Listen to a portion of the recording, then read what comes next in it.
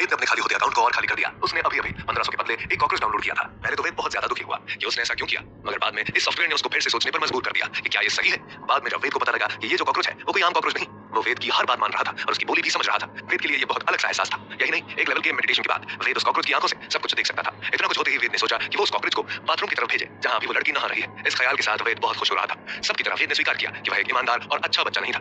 थोड़ी बहुत चीटिंग उसने भी की थी। उसका भी एक ऐसा चेहरा था जो जल्दी कोई देखता नहीं। हालांकि बेघर लड़की का सामना करते हुए वह खुद को कुछ भी बुरा करने के लिए मजबूर नहीं करता था और ना ही उसने अंदर नहा रही लड़की से कुछ भी करने के लिए बाथरूम का दरवाजा खोला। अगर मौका मिलता तो वह बिना उसकी जानकारी के छोटी लड़की के कामुक शरीर को देख सकता था। वो सच में इसका विरोध नहीं कर सका। यह ऐसा है जैसे हम लोग अगले दरवाजे पर किसी कपल को देखते हैं और कुछ शर्मनाक करते हैं जो हम नैतिकता या तर्क से नहीं करते। हालांकि अगर कोई चुपके से किसी कपल का वीडियो लेता है और उसे इंटरनेट पर अपलोड कर देता है तो क्या आप इसे देखने का विरोध कर पाएंगे? सीधे तौर पर कहा जाए तो एक हैवान सभ्य होता है जो उस इंसान को वो सब करने पर मजबूर करता है जिसे वो नहीं करना चाहता या गलत मानता है। वेद के लिए ये पल बहुत तकलीफ देने वाला था। एक तरफ उसके अच्छे विचार थे जिससे उसने आखिरी रात एक लड़की की मदद की थी और अब वही इंसान खुद को रोकने की कोशिश कर रहा था कि वो गलत काम न करे। आखिर में वेद के दिल में एक पल के लिए संघर्ष करने के बाद उसने सोचा कि वह अपनी मानसिक शक्ति का उपयोग करके छोटे कॉकरोच को बाथरूम की ओर नहीं धकेलेगा। छोटे कॉकरोच के रेंगने की गति को पहले से ही बहुत तेज माना जा सकता था। वो कॉकरोच बहुत ज्यादा बदमाश भी था। कई बार वो खुद भी इधर उधर भाग जा रहा था। वेद उस पर ध्यान लगा रहा था कि तभी उसको अचानक लगा कि बाथरूम में पानी की आवाज आ रही है। फिर बाथरूम का दरवाजा धीरे से खुला और छोटी लड़की वेद की ढीली टी शर्ट और शॉर्ट्स पहने हुए बाहर चली आई। उसने अपना सिर बगल में झुका लिया और अपने गीले बालों को पहुंचने के लिए तौलिया का इस्तेमाल किया। हालांकि वेद ने हमले को चकमा देने के लिए छोटे कॉकरोच का सहारा नहीं लिया। फिर भी अनजाने में लड़की ने उस कॉकरोच पर कदम रख दिया।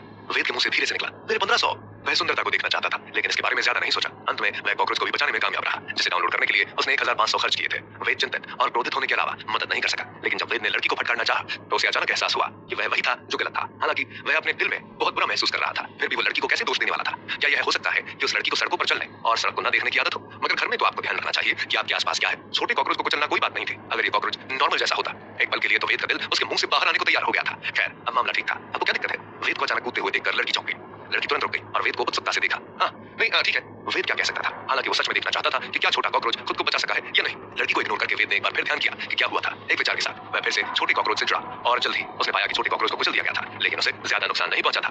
यह शायद उस प्लास्टिक की चप्पल से संबंधित था जिसे लड़की ने पहन रखा था। चप्पल के तलवे मुलायम थे और उनमें कई दरारें थी। हालांकि इस छोटी सी चीज की जीवन शक्ति भी बहुत मजबूत थी। कोई आश्चर्य नहीं था कि ये सब कुछ झेल गया था। इस समय नन्हा कॉकरोच लड़की के पैरों से कुछ ही दूरी पर पड़ा हुआ था। वेद का दिमाग इस छोटी सी बात पर रुका था और एक बार फिर छोटे कॉकरोच को उसने काम पर लगाया। इसके तुरंत बाद वेद ने छोटे कॉकरोच की आंखों को कंट्रोल किया और मुड़ गया। उसने तुरंत दो सुंदर पैर उसके सामने खड़े देखे जैसे दो जहान हो, स्वर्ग और पृथ्वी। उसने दो पैरों के ऊपर देखने की कोशिश की और वो सफल रहा। बहुत खूब, वेद ने अचानक जोर से कहा। उसकी नाक गर्म हो गई और दो गहरे लाल रंग के टमाटर उसके गालों पर उभरे। उसने मन में सोचा, मैं लगभग भूल ही गया था कि लड़की के पास कोई अंडरवियर नहीं है। जहां तक उसके शॉर्ट्स का सवाल है वो बहुत बड़े थे, ऊपर से नीचे की ओर देखने पर लहर रहे थे। तभी लड़की की आवाज ने वेद का ध्यान आकर्षित किया। तुम्हारा खून बह रहा है। यह देखकर कि वेद की नाक से अचानक खून बह रहा था, लड़की को एहसास नहीं हुआ कि उसका फायदा उठाया जा रहा है। वह जल्दी से आगे आई और उसने कुछ क्षण पहले जिस तौलिए से अपना सर पहुंचा था उसे वेद के चेहरे पर रख दिया। हालांकि लड़की ने ध्यान नहीं दिया। उसके ऊपरी शरीर पर टी शर्ट भी बहुत बड़ी थी और वह वेद से आधा सिर भी छोटी थी।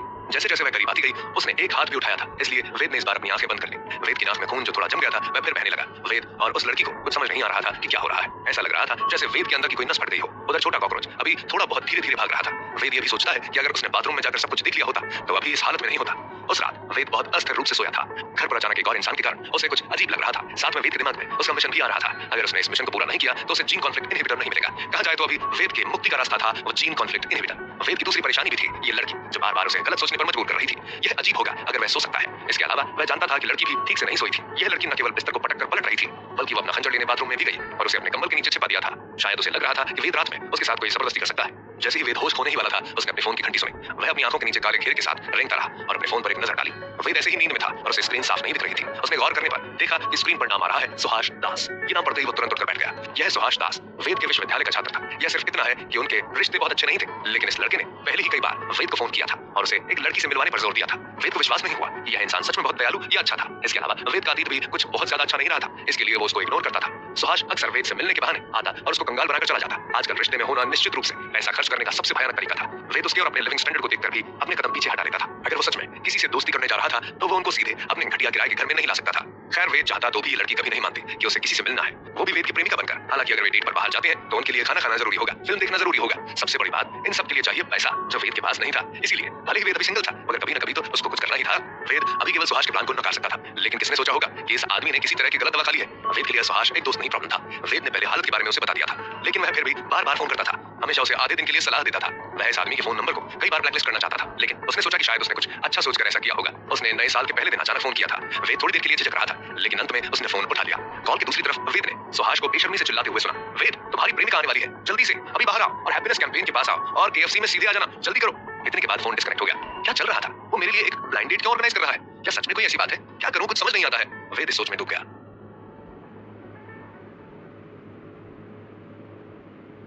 गाइस चैनल को सब्सक्राइब कर लेना एंड वीडियो को लाइक कर देना और कमेंट भी कर देना नेक्स्ट वीडियो के लिए।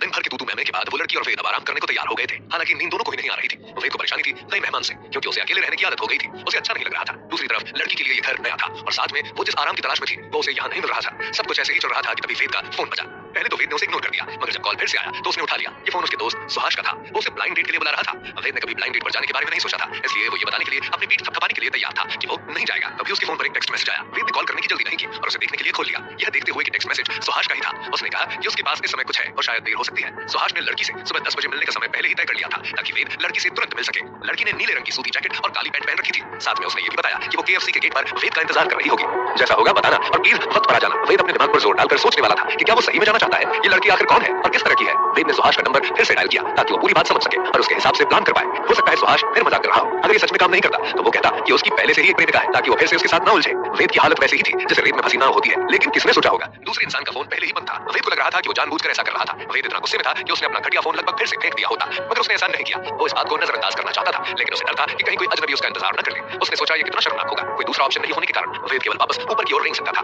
वो न चाहते हुए भी ये देखने के लिए निकलने को तैयार हो गया कि कौन उसका वहां पर इंतजार करेगा। वो अपने बिस्तर से उठा और तैयार होने बाथरूम में चला गया। जब वो अपने कपड़े पहनकर जाने ही वाला था कि उसने लड़की को देखा जो सो रही थी। असल में वो सोने का नाटक कर रही थी। तभी उसने वेद के कपड़ों के सामने वाले हिस्से को पकड़ा और कहा, अरे अगर तुम चले गए तो मैं क्या करूंगी? मुझे फिर से भूख लगी है। वेद ने मुंह फेर लिया और कोने में इंस्टेंट नूडल्स के आधे डिब्बे की ओर इशारा किया और कहा, आपके पास इंस्टेंट नूडल का ऑप्शन है। अगर आपको भूख लगी है तो खाने के लिए कुछ उबला हुआ पानी बनाएं। लड़की ने चकित होकर कहा, लेकिन मुझे नहीं पता कि कैसे। वेद ने अवाक होकर कहा, मुझे पता है कि आप खाना बनाना नहीं जानती, लेकिन ऐसा नहीं हो सकता कि आप इंस्टेंट नूडल बनाना भी नहीं जानती हैं।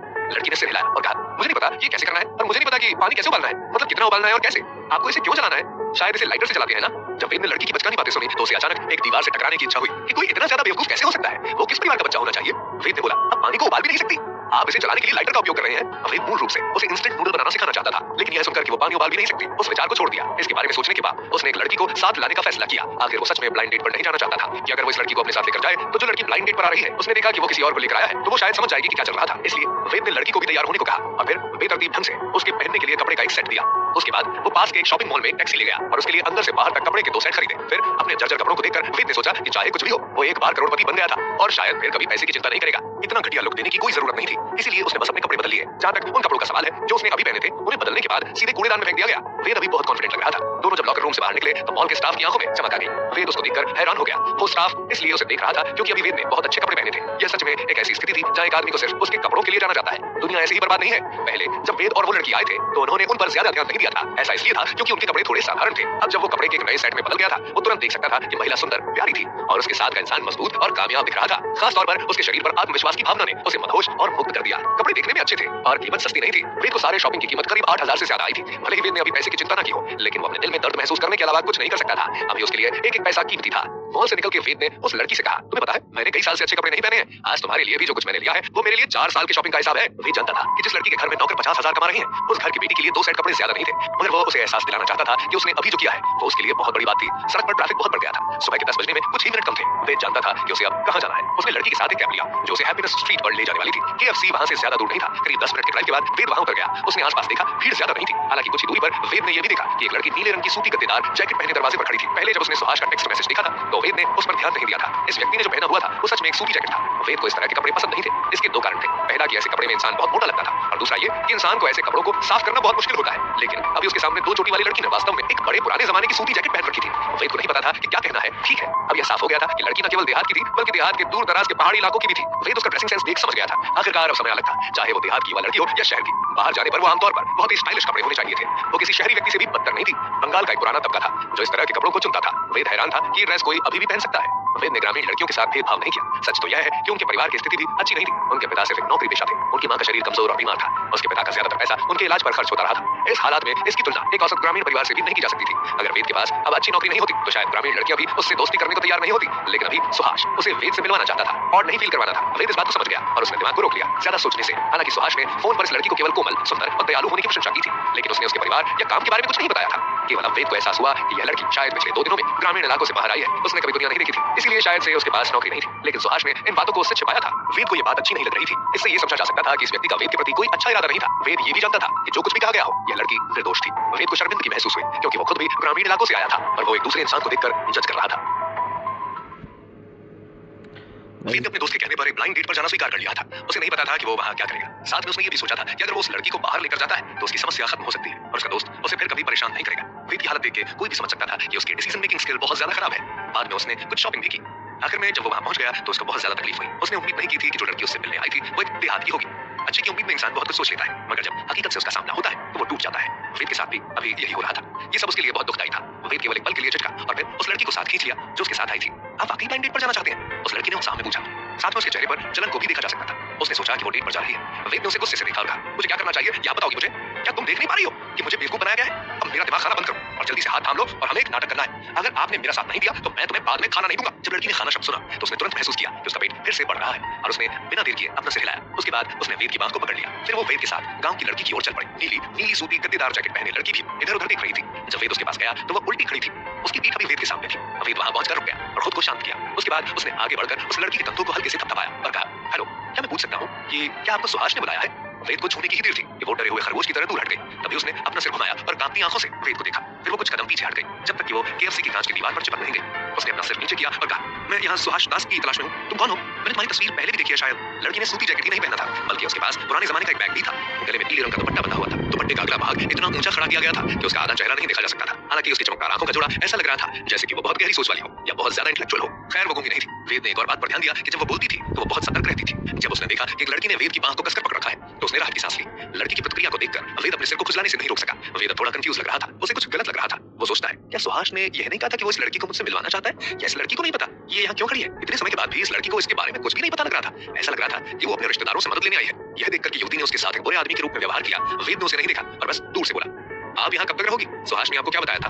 आप क्या आपने नहीं देखा उसे अभी तक? उस युवती ने अपने दोनों हाथों से अपने कपड़ों के कोनों को हल्के से रगड़ा और कहा, मेरी माँ ने मुझे चचेरे भाई सुहास को खोजने के लिए कहा था। उसने कहा था कि मेरा गांव में कोई फ्यूचर नहीं है। जब एक बार मैं कोलकाता पहुंच जाऊंगी तो सुहास मेरे लिए कोई काम जरूर देख लेगा। मैं आज सुबह ही आई थी। वेद को और बातों में पता चला कि पहले सुहास ने उसे ट्रेन स्टेशन पर बुलाया था और कहा था कि एक टैक्सी बुलाओ और यहाँ रुको, थोड़ी देर में वहाँ कोई आएगा और उस लड़की को रिसीव करेगा। आखिर में उस युवती ने वेद से पूछा, क्या तुम मेरे चचेरे भाई के आदमी हो? क्या कहा आपने? मैं आपके चचेरे भाई के लिए काम करता हूँ? आपका दिमाग तो ठीक है ना? वेद ने यह सुनने के बाद कुछ सोचा नहीं और गुस्से में उस लड़की को बोल गया। अभी वो लगभग निश्चित था कि उस सुहास ने उसे धोखा दिया है, उसे झूठ में फंसाया है। अब एक बात और साफ थी कि ये कोई ब्लाइंड डेट नहीं थी। ये लड़की एक गरीब रिश्तेदार थी जो अपने गांव से सुहास के भरोसे यहाँ आई थी। सुहास उसके साथ खुद को परेशान नहीं करना चाहता था, साथ में वो अपने रिश्तेदारों को नाराज भी नहीं कर सकता था। इसलिए उसने एक मास्टर प्लान बनाया और वेद को उसमें फंसा दिया। वेद बस एक बलि का बकरा था जो ब्लाइंड डेट के नाम पर कट रहा था। वेद के फेफड़े गुस्से से फटने वाले थे। आखिर चाहता क्या था ये आदमी? वो युवती से पूछने के लिए बहुत आलसी था। उसने तुरंत अपना फोन निकाला और सुहास को फिर से फोन किया। वेद के भाव में गुस्सा साफ दिख रहा था। इस बार सुहास का फोन बंद नहीं था, लेकिन एक ही रिंग के बाद यह बंद हो गया। फिर अंदर से, जिस व्यक्ति को आपने कॉल किया वो अभी व्यस्त है का नोटिफिकेशन आया। वेद इतने गुस्से में था कि उसे फिर से फोन तोड़ने की इच्छा हुई। वो जानता था कि सुहास ने उसके फोन नंबर के साथ धोखाधड़ी की थी। ऐसा लग रहा था यह आदमी अपनी चचेरी बहन को उसे बेचने के लिए दृढ़ था।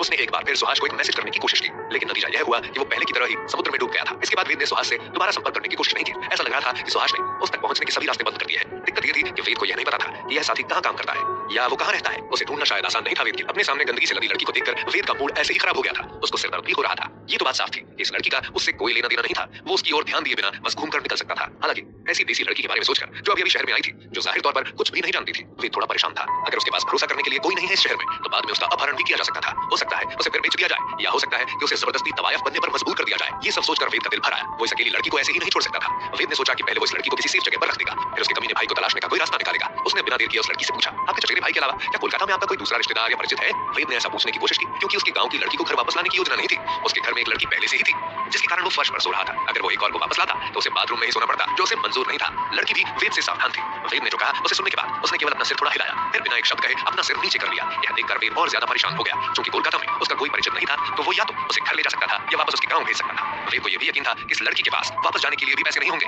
आखिर में वेद ने उस लड़की को अपना इरादा बताया और उससे पूछा कि उसका गांव कहाँ है। वेद उसके लिए टिकट के साथ उसके आराम से जाने का इंतजाम कर रहा था ताकि वो सही तरीके से अपने घर लौट सके। हालांकि लड़की ने बिना किसी हिचकिचाहट के अपना सिर हिलाया और कहा, मैं वापस नहीं जाऊंगी। मेरी माँ ने कहा तुम बाहर जाओ पर वापस मत आना। मैं अपने चचेरे भाई को ढूंढना चाहती हूँ, वो मेरे लिए सब कुछ इंतजाम करेंगे। वेद ने अपनी आंखें घुमाई और गुस्से में कहा, तुम्हारा चचेरा भाई कमीना है, वो तुम्हारी मदद नहीं करना चाहता था, इसीलिए उसने मुझे बेवकूफ बनाया और मुझे यहाँ बुला लिया। यकीन करो मेरा, उसने मुझे ये भी बताया था कि जिस लड़की से मैं आज मिलूंगा वो मेरी उससे शादी कराएगा। क्या आपकी पत्नी बनने के लिए? मैं ऐसा नहीं करूंगी। यह सुनकर लड़की इतना डर गई कि उसका चेहरा बदल गया। उसने चारों ओर देखा और कहा, मैं अपने चचेरे भाई की तलाश करना चाहती हूँ। मेरा चचेरा भाई मुझे अनदेखा नहीं कर सकता। जब हम बच्चे थे हम कितने अच्छे थे, हम साथ खेलते थे और उसने कहा जब मैं बड़ा हो जाऊंगा तो वो आगे आने में मदद करेगा। वेद ने अपने और पहले से नहीं जानता था कि क्या कहना है। ये लड़की या तो पागल है या बेवकूफ। वेद ने तुरंत लड़की से कहा, यहाँ लोग जवानी के वादे को भूल जाते हैं और आप अभी भी बचपन की बात लेकर जी रही हैं। मुझे समझ नहीं आता कि आप किस दुनिया से हो। प्लीज मेरी बात समझने की कोशिश करो। आपका भाई सुहास बहुत बेकार और गिरा हुआ इंसान है। आप समझ रही हो? वेद बहुत परेशान हो गया था। जिस लड़की के साथ वो डेट पर आया था उसको उसके भाई यानी कि सुहास ने धोखा दिया था। उस लड़की को कुछ वादा करके बुलाया गया था, मगर यहाँ आने के बाद उसे पता लगा कि पूरा मामला ही कुछ और था। वेद की परेशानी तब और बढ़ गई जब उसे पता लगा कि ये लड़की वापस अपने गांव नहीं जाना चाहती थी। खैर, लड़की अभी भी उम्मीद में थी कि शायद यहाँ सुहास उसके लिए कुछ करेगा। दूसरी तरफ वेद सोच रहा था कि वो इस लड़की को अब कहां लेकर जा सकता है। उसे अब ये भी यकीन हो गया था कि सुहास को अगर मौका मिले तो वो आराम से इस लड़की को बेच देगा। खैर, वेद ने एक आखिरी कोशिश करने का सोचा। इस बार वो सुहास को दूसरे नंबर से कॉल करना चाहता था। इसके लिए उसने KFC स्टोर के पास वाले एक स्टोर से कॉल करने का सोचा। साथ ही उसने ये भी सोचा था कि वो खुद बात नहीं करेगा, इसकी जगह पर वो लड़की ही उससे बात करेगी। शायद वो कमीना इससे बात कर ले। वेद ने तुरंत KFC के स्टोर की ओर इशारा किया और कहा, आप अपने चचेरे भाई को फोन करो, वो मेरा फोन नहीं उठा रहा है। अगर वो वास्तव में आपको लेने के लिए तैयार होता तो मैं खुद को बचा लेता। लड़की ने शानदार सजावट को देखा और डरपोक होकर कहा, लेकिन क्या वे मुझे अंदर जाने देंगे? क्यों नहीं? वेद ने कहा। वो फिर KFC के कांच के दरवाजे को खोलने के लिए गया और कहा, हमें अभी तक खाना नहीं मिला है। मैं चाहता हूँ कि अगर आप अपने भाई के साथ वापस भी जाएं तो मैं आपको कुछ खिला सकूं। आप मेरी मेहमान हैं, आपको ऐसे ही नहीं जाने दे सकता। अब जब आप इस दुकान के ग्राहक हैं तो आपको अंदर से कोई नहीं रोक सकता है। ओह, वो ठीक है। तो यह लड़की काफी देर से दुकान के सामने खड़ी थी। साथ ही KFC से लगातार निकल रहे फ्राइड चिकन की महक से तो वो तड़प रही थी। बेशक वो कितनी भी उत्साहित क्यों ना हो, वो अपने चचेरे भाई की तलाश करना नहीं भूली। लेकिन जब उसने सुहास को फोन करने के लिए दुकान का फोन उठा लिया तो उसका चेहरा तुरंत सफेद हो गया। दुकान के अंदर आने के पहले वेद ने उस लड़की का नाम पता किया था। उसका नाम अनामिका पॉल था। अभी एक पल पहले सुहास को अनामिका ने जब फोन किया तो उसने उससे ढंग से बात नहीं की। उसने उसे बताया कि वो अभी किसी मीटिंग में है। उसने कहा कि उसके पास अभी वक्त नहीं है तो वो उससे बाद में बात करेगा। उसने केवल उसे वेद के शब्दों को सुनने और फ्यूचर में वेद का काम मानने के लिए बोला। फिर जल्दी से उसने फोन काट दिया। अनामिका को लगा जैसे वो बिजली की चपेट में आ गई और उसके सिर के ऊपर से टकरा गई। वो दंग रह गई। कोई फर्क नहीं पड़ता कि वो कितना बीमार था। वो जानती थी कि सुहास ने वास्तव में उसे छोड़ दिया है। आखिरकार वो केवल उसकी दूर की बहन थी। वे सीधे रिश्तेदार नहीं थे और अधिक से अधिक वे एक बार अच्छे खेल के साथी थे। इसलिए सामान्य सिचुएशन में सुहास के लिए अनामिका की मदद नहीं करना कोई बड़ी बात नहीं थी। जब उसने मदद लेने की पहल की होगी वो कोई छोटी बात नहीं थी। जहां तक बात थी अनामिका की तो वो वास्तव में उसके लिए बहुत अधिक भावनाएं रखती थी। लेकिन इतने सालों तक उसे न देखने के बाद वो बहुत पहले से भूल गई थी कि सुहास कैसा दिखता था। हालांकि इस बार वो पूरी उम्मीद से यहाँ आई है। उसने सोचा कि वो भी शहर की एक व्यक्ति बन सकती है, लेकिन उसने यह उम्मीद नहीं की थी कि जिन लोगों के पास वो गई थी उनका उसे स्वीकार करने का कोई इरादा नहीं था। आज उसे जीवन का बहुत बड़ा सबक मिल रहा था। अपने गांव में गरीब और कठिन जीवन के बारे में सोचते हुए वो पहले से ही परेशान थी। दिक्कत एक और थी। जब उसके सौतेले पिता ने उसकी ओर देखा तो उसे अजीब लग रहा था। उसकी नजर अच्छी नहीं थी। अनामिका ने अपनी रीढ़ की हड्डी में ठंडक महसूस की, मगर वो किसी भी कीमत पर वापस नहीं जाना चाहती थी। वो उस गरीब घर में वापस नहीं जाना चाहती थी जिसमें न तो प्यार था और न ही अपनापन। ये कैसा है? वेद ने अनामिका से पूछा। शायद अब आप समझ गए कि आपका चचेरा भाई किस तरह का इंसान है। वेद ने देखा कि अनामिका खाना नहीं खा रही थी और बोल भी नहीं रही थी। वो समझ गया कि उसका भरोसा टूट गया है। वो मदद नहीं कर सकता था, लेकिन आह भरते हुए बोला, यह जगह तुम्हारे लिए ठीक नहीं है अनामिका। मेरी बात मानो और तुम घर जाओ। यहाँ किसी पे भरोसा करना आसान नहीं है। जल्दी से अपना खाना खाओ, फिर मैं तुम्हें रेलवे स्टेशन के लिए भेज दूंगा। मैं वापस नहीं जा रही। अनामिका ने अपने दांत चकड़े और कहा, मेरे चचेरे भाई ने कहा मुझे अब से तुम्हारे पीछे आने दो और तुम भविष्य में मेरे जीवन को व्यवस्थित करने में मेरी मदद करोगे। उसने यहाँ तक कहा, अगर तुम्हें कोई दिक्कत नहीं तो मुझे जाने भूल जाओ। क्या आप मुझसे शादी करेंगे? वेद मदद नहीं कर सकता था, लेकिन गूंगा हो गया था। उसने सच में सुहास की बेशर्मी की डिग्री को कम करके आंका था। क्या वो वाकई अनामिका और उसके साथ कोई खेल खेल रहा था? यह साफ साफ से सुहास की जिम्मेदारी थी। अगर उसे अनामिका को नहीं रखना था तो वो उसे घर वापस भेज देता। उसे वेद के सर पर पटकने की क्या जरूरत थी? उसने अनामिका को देखकर समझ लिया था कि वो उन लड़कियों में से है जिसे जीवन में कभी आजादी नहीं मिली और वो सिर्फ बाप या पति के इशारे पर नाचना पसंद करेंगी। वेद समझ गया कि क्या चल रहा था। सुहास खुद नहीं उससे मिला क्योंकि तब उसे उसके साथ रहना पड़ता। जो मुसीबत आज वेद उठा रहा है वो उसे उठानी पड़ती। एक चालाक लोमड़ी की तरह वो इन सब से बचकर निकल गया। ऐसा नहीं है कि सुहास ने बहुत सालों से इसकी प्लानिंग की थी, मगर मुसीबत तो मुसीबत है। बेशक वेद इस तरह के झंझट में पड़ने को तैयार नहीं था, इसलिए वो केवल एक सीधा चेहरा रख सकता था और कह सकता था, मुझे लगता है कि अगर तुम घर जाओ तो यह सबसे अच्छा है। तुम मेरे पीछे आओ। इसका कोई हक नहीं है तुमको। मैं तुम्हें क्यों और क्या खिलाऊंगा? और देखो, वेद ने कहा उसके बगल में बैठी लड़की को थपथपाते हुए जो सिर्फ खाने पर इंटरेस्ट दिखा रही थी और बोला, मेरी एक प्रेमिका है, इसलिए मेरे लिए तुमसे शादी करना असंभव है। इसलिए बस इस तरह के ख्याल को छोड़ दो। लड़की को वेद की उस हरकत पर गुस्सा आया था जिसमें उसने उसे थपथपाया था, लेकिन वेद को उसके लिए कपड़े खरीदते और यहाँ तक कि उसके साथ खाना कराते हुए देखने के बाद उसने इसे सहन कर लिया। यहाँ तक कि जब वेद ने खुद को उसका प्रेमी कहा तो उसने उसका विरोध नहीं किया। उसने केवल अपना सिर उठाया और एक उज्ज्वल और दयालु मुस्कान प्रकट की। यह सुनकर कि वेद उससे अपनी पत्नी के रूप में शादी नहीं करेगा, अनामिका थोड़ी दुखी हो गई, लेकिन ठीक बात उसने फिर से अपनी मुट्ठी कस ली और विश्वास से कहा, तब मैं भी नहीं जाऊंगा। अगर तुम नहीं मुझसे शादी कर सकते हो तो मैं खुद नौकरी ढूंढ लूंगा। नौकरी नहीं मिली तो मैं चाहे मुझे गलियों में सोना ही क्यों ना पड़े, चाहे भीख ही क्यों ना मांगनी पड़े, वैसे भी कोई बात नहीं, बस मैं वापस नहीं जाऊंगा। लानत है। वेद ने मन ही मन उसे श्राप दिया। हाँ, गांव की लड़की ने उसके खिलाफ जाने की जिद नहीं की, लेकिन क्या वो सचमुच उसे गलियों में सोने और एक दिन भीख मांगने देगा? लंबे समय तक अनामिका की दयनीय आंखों में देखते हुए उसने हताशा में अपना सिर खुजलाया। अंत में उसने असहाय रूप से आह भरी और कहा, ठीक है, मैं आपके लिए कुछ समय के लिए रहने के लिए जगह की व्यवस्था कर सकता हूँ और देख सकता हूँ कि क्या मैं आपको नौकरी दिला सकता हूँ क्या। नए शहर में आपका थोड़ा सा भी सपोर्ट बहुत होगा मेरे लिए। मैं भी वादा करती हूँ, जैसा ही मेरा कुछ इंतजाम हो जाएगा तब मैं आपको परेशान नहीं करूंगी। वेद की वादे को पाकर अनामिका बहुत खुश थी। आखिर कोई उसे मिला था जिस पे वो अब भरोसा कर सकती थी। वो तुरंत खड़ी हो गई और वेद को गहराई से झुकते हुए कहा, तुम सच में एक अच्छे इंसान हो। मैं अपने पूरे जीवन के लिए आपकी महान दया को कभी नहीं भूलूंगी। वेद ने अवाक रूप से अपना हाथ लहराया और कहा, मैं अभी तक मरा नहीं हूँ। ऐसा क्यों लग रहा है कि आप मेरी लाश को विदाई दे रही हैं? बेहतर होगा कि जल्दी करो और खाओ। इसका स्वाद अच्छा नहीं होगा अगर ये ठंडा हो गया तो। अनामिका ने सिर हिलाया और अपने पेट को छुआ जो पहले ही शर्म से भूख से सूख चुका था। उसके परिवार की हालत बहुत खराब थी। कोलकाता की इस यात्रा को उसकी मां ने लंबे समय तक पैसे बचाने के बाद ही करवाया था। वो पैसे भी बस एक टिकट के लिए मुश्किल से ही काफी थे। पूरे घर में उसे अपने साथ लाए गए सूखे राशन के बैग पर ही गुजारा करना पड़ता था। हालांकि कल उसने बस थोड़ा सा सूखा खाना खाया था। इस समय अनामिका ने अपनी परेशानी को कम कर दिया था। जब उसने अपने सामने भोजन की मोहक खुशबू को महसूस किया तो वो उसे और नहीं रोक सकी। हालांकि खाने से पहले उसे अपने गले से दुपट्टा उतारना पड़ा। आखिरकार उसने इसे एक मास्क के रूप में इस्तेमाल किया था और यह अभी भी उसके अधिकांश चेहरे को ढक रहा था। और जब अनामिका ने घेरा हटा दिया, एक अति सुंदर चेहरा उसके सामने आया। वेद एक पल के लिए खाली नजरों से उसे घूरने से खुद को रोक नहीं पाया। वो मन ही मन बोल पड़ा, मुझे उम्मीद नहीं थी कि यहाँ कोई इतना सुंदर भी हो सकता है। अनामिका को आखिर में पता लग गया था कि उसके भाई ने उसके साथ धोखा किया है। उसे यहाँ नए शहर में बुलाकर एक अजनबी के हाथ में सौंप दिया। अच्छी बात यह थी कि अजनबी वेद था और वो इस लड़की का फायदा नहीं उठाना चाहता था। वेद ने अपनी इच्छा उसके सामने रख दी। साफ साफ बात करते हुए उसने उसे बता दिया कि वो एक लड़की के साथ रहता है और उसी से शादी करना चाहता है। अनामिका ने भी कुछ हिम्मत दिखाई और वेद को थोड़ी मदद करने को कहा ताकि वो इस नए शहर में अपने आप को सेट कर सके। वेद को उसकी बात माननी पड़ी और अब अनामिका के लिए रहने का ठिकाना और नौकरी दोनों वेद की जिम्मेदारी बन गई। कहने के वक्त अनामिका ने अपना चेहरा दिखाया जो अभी तक उसके स्टॉल में छुपा हुआ था, जिसे देखकर वेद कुछ पल के लिए भूल गया कि वो कहाँ है। अनामिका की त्वचा गोरी नहीं थी, लेकिन गेहूं रंग उसके चेहरे के बनावट के साथ बहुत ज्यादा सूट कर रहा था। उसकी आंखें दो झीलों जितनी बड़ी थी और उसकी नाक सीधी थी। उसका मुंह बड़ा नहीं था, लेकिन उसके गुलाबी होंठ बहुत भरे हुए थे। कवि के तौर पर कहा जाए तो उसकी आंखें ऐसी थी जिसको कोई भूल नहीं सकता था। अनामिका का मानना था कि भले ही उसका चेहरा कभी भी बर्फ के फूलों से ढका नहीं था, मगर उसकी सुंदरता बनावटी नहीं थी। जो कुछ भी था वो एकदम नेचुरल था। इस नेचुरल ब्यूटी ने वेद को कुछ पल के लिए खुद की तरफ आकर्षित किया था। वेद और भी ज्यादा खुश था उस लड़की आत्मविश्वास को देखकर, क्योंकि उसके सामने एक ऐसी लड़की थी जो कभी अपने घर से बाहर नहीं आई थी। अगर आज वो यह हिम्मत दिखा रही है कि उसको थोड़ा सहारा मिला तो वो खुद को संभाल सकती है, तो ये बहुत बड़ी बात थी। अनामिका की हालत इस देश की कई लड़कियों जैसी ही थी, जहां हर 10 में से 5 लड़कियों को कभी दहेज, कभी जात, कभी धर्म और कभी समाज की तकियानुसी सोच का शिकार होना पड़ता है। लड़कियों को पढ़ाया नहीं जाता कि वो आगे निकल गई तो मर्दों की गुलामी कौन करेगा। वेद ऐसी सोच को नहीं मानता था। उसके लिए सब एक बराबर है। वेद ने फैसला लिया कि वो अनामिका की मदद करेगा। ऐसा इसलिए नहीं था क्योंकि उसने देखा कि सुंदर लड़की थी, बल्कि इसलिए कि उसे उसको बचाना था और उसका सपोर्ट भी करना था। वेद छोटे इलाके में रहता था। वो जानता था कि कोलकाता जैसे शहर में गरीब लड़कियों को फुसलाकर कैसे कैसे काम कराए जाते हैं। अगर उसने अनामिका को यहीं छोड़ दिया तो उसका अंजाम कितना दुखद हो सकता है ये कोई सोच भी नहीं पाता। हालांकि जो लड़की अभी वेद के साथ रह रही थी वो भी बहुत सुंदर थी। फिर भी वो कुछ दिनों के लिए कोलकाता में अकेली घूमती रही तो वेद उस पर आंखें बंद करके भरोसा नहीं कर सकता था। साथ ही उसमें आत्मरक्षा की बहुत प्रबल भावना थी जो अनामिका में नहीं थी। उस लड़की की और अनामिका की स्थिति में बहुत अंतर था। एक को घर मिला था मगर वो वहां नहीं रहना चाहती थी, और दूसरे को घर मिला मगर किसी ने उसे वहां रहने नहीं दिया। अपने पिछले जीवन में उसने अपने छोटे से पहाड़ी गांव को लगभग कभी नहीं छोड़ा था। वो वास्तव में कुछ नहीं जानती थी। वेद ने यह भी सोचा था कि अनामिका को सुहास से दूर रखेगा ताकि अगर अनामिका कुछ पैसे कमा सके तो वो उन पैसों को अपने पास ही रखे। हो सकता था कि सुहास चल के उसके पैसों पे हाथ मारने की कोशिश करे। तभी अचानक अनामिका की आवाज उसके कानों में आई। मजा आ गया, यह सच में बहुत अच्छा है। अनामिका ने दुपट्टा उतारने के बाद तुरंत उसे नीचे रख दिया था। वेद समझ गया था कि उसने अपने पूरे जीवन में इतना अच्छा खाना नहीं खाया था। वहीं दूसरी तरफ लड़की ने कुछ ऐसा किया जो उसे उम्मीद नहीं थी। अनामिका को खाता हुआ देखकर उसने अपने प्लेट को एक तरफ रख दिया था, जैसे कि उसे डर था कि अनामिका उसे छीन लेगी। वेद ने चुपचाप बगल से देखा और केवल इतना ही कह सका, ये दुनिया का आखिरी खाना नहीं है, इसके बाद भी बहुत है बचा हुआ है जिंदगी में। अनामिका अभी ग्रामीण इलाकों से बाहर आई थी और खैर उसने पहले यह चीज नहीं खाई थी। उसने महसूस किया कि यह बहुत स्वादिष्ट था, लेकिन लड़की एक अमीर परिवार से आती है तो उसने पहले भी इतना अच्छा खाना खाया था। खाने के बाद वे दोनों लड़कियों को अपने घर के आसपास रहने के लिए जगह खोजने की तैयारी करते हुए एक टैक्सी लेने के लिए ले आया। हालांकि आज नए साल का पहला दिन था और लंबे समय तक घूमने के बाद भी वेद को हाउस एजेंट नहीं मिला। वेद ने सोचा था कि मकान शायद जल्दी बन जाएगा। आखिर में सब लोग वेद के मकान की तरफ निकल गए। क्या मैं यहाँ रहने वाली हूँ? अनामिका ने घर में प्रवेश किया और चारों ओर देखा। यह देखकर कि वहाँ केवल एक कमरा और एक छोटा सा बिस्तर था तो तुरंत घबरा गई। उसके हाथों ने अपने बैग को कसकर पकड़ लिया। वेद पर चिंतित रूप से मुड़कर वो बोली, क्या ये वही जगह है जहाँ आप और भाभी रहते हैं? वो मेरे लिए यहाँ रहना बहुत सुविधाजनक नहीं है। इतना ही अनामिका के बोलने का देर था कि तभी वो लड़की बोल पड़ी, ओ हेलो मिस, क्या आवाज कर रही हो? आपकी भाभी कौन है यहाँ?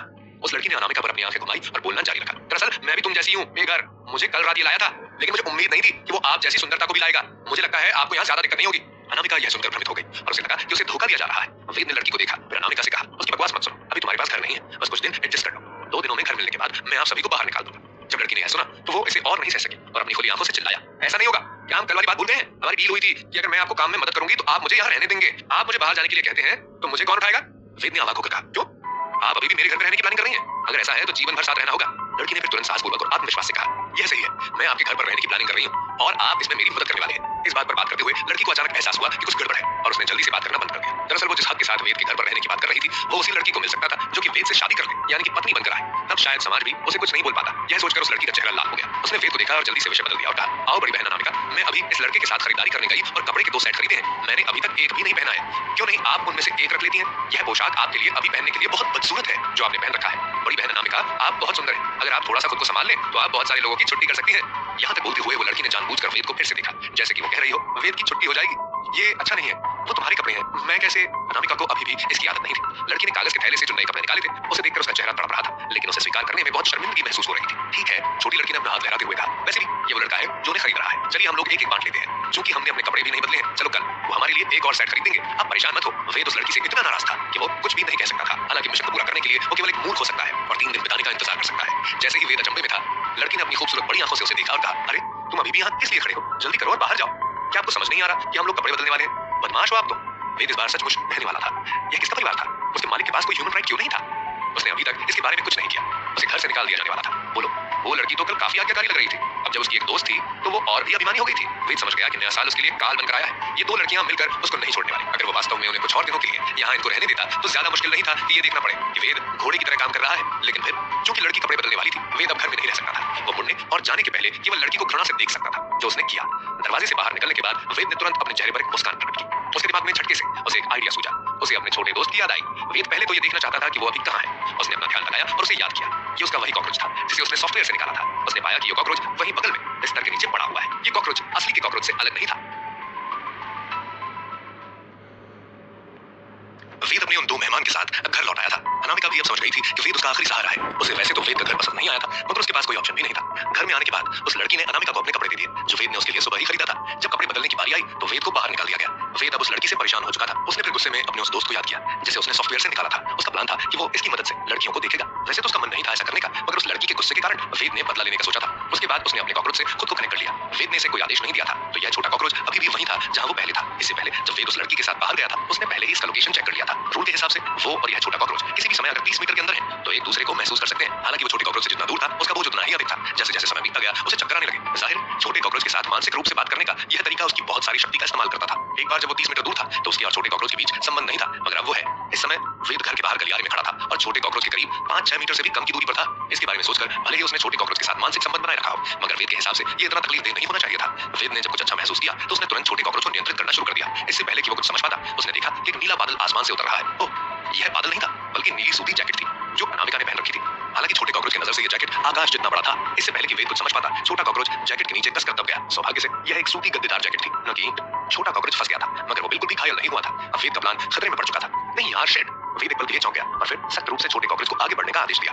लेकिन किसने सोचा होगा, नीली सूती जैकेट मोटी और भारी थी और नन्हा कॉकरोच ने उसे सिर से पांव तक ढक रखा था। काफी देर तक बिना बाहर निकले वो बस रेंगता रहा। जब वेद ने जैकेट के नीचे से रेंगने के लिए छोटे कॉकरोच को कंट्रोल करने में कामयाबी हासिल कर ली तो उसने पाया कि छोटा कॉकरोच अब बाहर आ चुका था। फिर वेद ने सोचा कि शायद अब देर हो चुकी है और अनामिका अपने कपड़े बदल चुकी होगी, तो उसने फिर कुछ नहीं किया। अब वो सिर्फ अपनी ताकत बचाना चाहता था। नन्हे कॉकरोच से निपटना इतना आसान भी नहीं था। अगर वो उन दोनों को मिल जाता तो शायद जिंदा भी नहीं बचता, यानी कि वेद 1500 डूब जाते। छोटे कॉकरोच के साथ अपने संबंध को खत्म करने के बाद वेद दरवाजे के बाहर कुछ देर के लिए अकेले खड़ा रहा। अपनी बोरियत में वो दीवार के सहारे झुककर बैठ गया। कुछ ही दूर पर कुछ चींटियां एक पंक्ति में दीवार के साथ रेंग रही थी। चींटियों, छोटे कीड़े के हरगिलिस। उसकी आंखें चमक उठी। अब जबकि उसके पास दो तरह की शक्ति थी, उसके पास जो कमी थी वो थी इस तरह की शक्ति की जो इनमें पाई जाती है। हालांकि जिन कॉकरोच को उसने पहले स्कैन किया था वो भी बहुत शक्तिशाली थे, मगर अभी के लिए वेद उनका इस्तेमाल नहीं कर सकता था। जाहिर सी बात है, पैसों की कमी के कारण शायद यही उसके लिए सही है। इसके बारे में सोचते हुए वेद ने तुरंत अपना फोन निकाला और स्कैनिंग सॉफ्टवेयर खोला। सबसे मजबूत चींटी पर स्कैनिंग फंक्शन को ओपन किया। चींटी की रेंगने की गति कॉकरोच की रेंगने की गति से बहुत धीमी थी, इसलिए वेद को चींटी को पकड़ने की जरूरत नहीं पड़ी। जब तक वो चींटी की हरकत को फॉलो करता और धीरे धीरे फोन घुमाता, स्कैनिंग की प्रक्रिया बंद नहीं होती थी। डिंग, 1 या 2 मिनट के बाद स्कैन बॉक्स के नीचे प्रोग्रेस बार अंत में पहुंच गई। स्कैन सफल रहा। वेद ने फोन की स्क्रीन पर क्लिक किया और उस पर लिखा हुआ स्कैन परिणाम देखा। रॉश रोड चींटी, श्रमिकों की चींटियां अक्सर सड़क के किनारों, कोनों और दीवारों में दरारों में घोंसलों का निर्माण करती हैं। भोजन चुराने के लिए घर के अंदर आक्रमण करती हैं। छेद खोदने और भोजन का भंडार करने में अच्छी होती हैं। विशेष विशेषता यह थी कि यह वस्तुओं को उठा सकती थी जो उसके शरीर के वजन से 400 गुना भारी थे और उन वस्तुओं को भी खींच सकते थे जो उसके शरीर के वजन से 1700 गुना भारी थी। सैंपल में एक विशेष जीन पाया गया था और जीन का इवैल्यूएशन किया गया था 1 स्टार। नोट, अधिकतम 9 सितारे। अगर यह जीन मानव शरीर में ऑब्जर्व हो जाता है तो यह मेजबान की ताकत और सहन शक्ति को बढ़ा सकता है और मेजबान की गंध की भावना को भी बढ़ा सकता है। रिजल्ट देखकर वेद बहुत निराश था। हालांकि इस चींटी की जीन प्रेजेंस सच में क्या उसकी ताकत बढ़ा सकती है? वैसे भी ये सिर्फ 1 स्टार वाला जीन था। अगर वेद को यह पता नहीं चलता कि इस छोटे कॉकरोच में वास्तव में एक 3 सितारा जीन है तो उसे अभी बहुत पछतावा नहीं होगा। हालांकि अब जब एक विपरीत था तो उसने तुरंत महसूस किया कि इस छोटी चींटी की जेनेटिक रैंक थोड़ा कम लग रहा था। इसके अलावा वेद के लिए जीन कॉन्फ्लिक्ट इनहिबिटर को पाना आसान नहीं था। वो नहीं जानता था कि वो इस चमत्कारी दवा को फिर से कब प्राप्त कर पाएगा, लेकिन उसने आगे इसे छोड़ दिया। वेद ने फैसला किया कि जब इन 2 दिनों में उसके पास समय होगा तो वो निश्चित रूप से जंगल में जाएगा या किसी तरह के चिड़ियाघर में अपनी किस्मत आजमाएगा का दौरा करेगा। चूंकि स्कैनिंग के लिए एनर्जी पॉइंट्स की ऊर्जा की जरूरत नहीं थी तो वो प्रजातियों के अधिक नमूनों को स्कैन करेगा। उस समय शायद वो कुछ उच्च स्तर के जीन्स को खोजने में शायद सफल होगा जो उसके लिए अधिक अच्छे हों।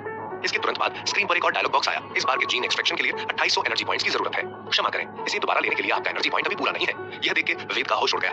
उसे समझ नहीं आ रहा था कि एक छोटी सी चींटी के लिए उससे 2,80,000 की मांग क्यों की गई थी। 2800 एनर्जी पॉइंट्स का मतलब था 2,80,000। वेद के बैंक खाते में केवल 80,000 ही बचे थे। अगर वो चींटी के जीन को निकालना चाहता था तो अभी भी 2 लाख का अंतर बाकी था। देखने से लगता है कि अगर कॉकरोच में से 3 स्टार जीन को निकाला जाए तो जिस एनर्जी पॉइंट की जरूरत होगी वो और भी भयानक होगा। वेद ने इस बारे में सोचने के बाद अपना फोन बंद कर दिया।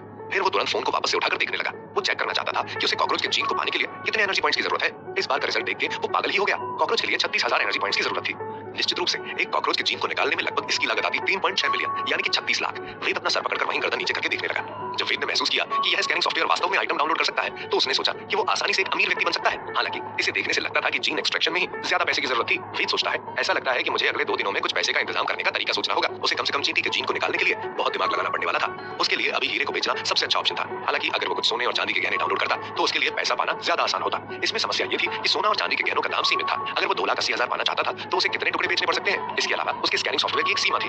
वो एक दिन में केवल 10 आइटम ही डाउनलोड कर पाता था। इन सब बातों को देखते हुए वेद को अपना टारगेट बहुत दूर नजर आ रहा था, मगर कुछ न कुछ तो करना ही था। ऐसे भी खाली बैठे रहने से कौन से प्रॉब्लम का सॉल्यूशन मिला है। क्योंकि वो हीरे बेचने जा रहा था, वेद ने महसूस किया कि कोलकाता ज्वेलरी शॉप उसके लिए ठीक रहेगा, क्योंकि उसके मालिक ने पहले भी वेद से हीरे लिए थे। यह सबसे अच्छा होगा अगर वो उनके साथ बिजनेस करता है। अगर वो किसी और के साथ व्यापार करने के लिए किसी दूसरे गहने की दुकान में जाता है तो बहुत तरह के सवाल उठ सकते हैं। यह बात पुलिस तक भी जा सकती है। हालांकि वेद ने कुछ और जगह भी बात चलाई थी, मगर बात कहीं बनी नहीं थी। अगर वेद उस जीन को हासिल कर लेता है तो उसको फिर किसी से डरने की जरूरत नहीं होगी। हालांकि अगर वेद कोलकाता ज्वेलरी शॉप में और हीरे बेचने की कोशिश करता तो वो निश्चित रूप से उन्हें पहले की तरह नहीं बेचेगा। पिछली बार वेद को बहुत नुकसान उठाना पड़ा था। ऐसे भी बहुत कम हीरे थे जिनकी आकार, वजन आदि पर सटीक जानकारी थी। इस बार उसका मन तो नहीं था, मगर उसने सोचा कि कुछ और दुकानों को देखना भी अच्छा ऑप्शन रहेगा। वेद बस कुछ और बार टहलकर स्कैन करना चाहता था, फिर डाउनलोड करने के लिए कुछ मूल्यवान हीरे के सैंपल को वो निकाल सकता था। आखिर में वो उठा और दरवाजा खटखटाया, फिर लड़की को बुलाया और कहा कि उसके पास कुछ काम है, और वो निकल गया वहां से। तो गाइस वीडियो को लाइक करना, चैनल को सब्सक्राइब कर लो और मोर एपिसोड अपलोड हो रहे हैं। और इसके बाद आप 27 एपिसोड को देखेंगे जो कि आपको सुनाई देगा अभी। वेद अपने जीवन को नया दिशा देने के लिए बहुत कोशिश कर रहा था। फिलहाल उसने जीटी के जीन को डाउनलोड करना चाहता था। अफसोस कर नहीं पाया। उस मामूली से जीन को पाने के लिए वेद को 2,80,000 चुकाना था। पहले तो उसे समझ नहीं आ रहा था कि क्या करना है। बाद में उसने सोचा कि उसे शायद कुछ हीरे बेचने होंगे। इसके लिए वेद अपने घर से निकल गया। उसने इस काम को 2 स्टेज में डिवाइड किया था। पहले स्टेज उसने सोचा था कि वो नई जगह से कुछ नए तरीके के हीरे और गहने स्कैन करेगा, और दूसरे स्टेज में उसने सोचा था कि वो अच्छे दुकान में उन डाउनलोड किए गए हीरों को बेचेगा। इन दोनों को ही करने के लिए उसे बाहर निकलना पड़ा। साथ ही उसके दिमाग में ये बात भी थी कि उसके पास बस 2 दिन ही है। अगर उसने इस वक्त में पैसे का इंतजाम नहीं किया तो उसका इंटरव्यू खराब हो सकता है। रास्ते में वेद ने पहले ही देखा था कि हालांकि यह नए साल का पहला दिन था, आज कई गहने स्टोर खुले थे। जाहिर सी बात थी कि अगर वो खुले थे तो वो बिजनेस भी कर रहे होंगे। बहुत सारे दुकान में साल के पहले दिन काफी अच्छे ऑफर भी आते हैं, जैसे कि मॉल या सुपरमार्केट में भी। हालांकि वेद सीधे ज्वेलरी स्टोर नहीं गया। उसका ध्यान अभी उसके टूटे फोन पर भी था, जो शायद एक बार और गिरने पर वेद को अलविदा कह दे। वेद ने अपना ध्यान इस पर केंद्रित किया कि उसे एक अच्छा फोन कहां मिल सकता है। वेद पहले से कुछ जगह जानता था जहां उसे अच्छा फोन मिल सकता था। उसने टैक्सी लिया और उस तरफ मुड़ गया। ऐसा नहीं था कि वेद ऐसी एक्टिंग कर रहा था जैसे उसके पास पैसा हो। वो तो कोई भी फोन ले लेगा। उसका अभी का फोन बहुत बेकार था। फोन की दुकान पर वैसे तो बहुत अच्छे ऑप्शन थे, मगर वेद अभी फोन पर ज्यादा पैसे खर्च नहीं करना चाहता था। एक थोड़ा अच्छा फोन इसलिए भी जरूरी था कि जब वो गहनों की दुकान पर जाता तो उसे तस्वीरें लेने का नाटक करने के लिए अपना फोन निकालना पड़ता। तो उसका फोन देखकर किसी को यकीन नहीं होता कि वो कुछ इतना महंगा खरीद सकता है। अपने नए फोन में वेद ने तुरंत अपने पुराने का पूरा डाटा वहीं दुकान में ही खड़े होकर ट्रांसफर कर लिया। जब सब कुछ सेट हो गया तो उसने देखा कि उसके फोन पर जब स्क्रीन ऑन हुई तो एक स्कैनिंग सॉफ्टवेयर आइकन भी दिखाई दिया। वेद समझ गया कि उसका काम हो गया। उसने संतोष से सिर हिलाया और दुकान से बाहर निकल गया।